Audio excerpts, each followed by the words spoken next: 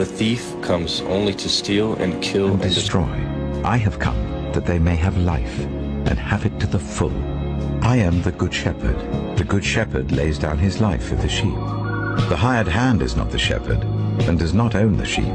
So when he sees the wolf coming, he abandons the sheep and runs away. I am the good shepherd. I know my sheep, and my sheep know me. Just as the Father knows me, and I know the Father. And I lay down my life for the sheep. I have other sheep that are not of this sheepfold. I must bring them also. They too will listen to my voice. And there shall be one flock and one shepherd. The reason my Father loves me is that I lay down my life, only to take it up again. No one takes it from me, but I lay it down of my own accord. I have authority to lay it down and authority to take it up again.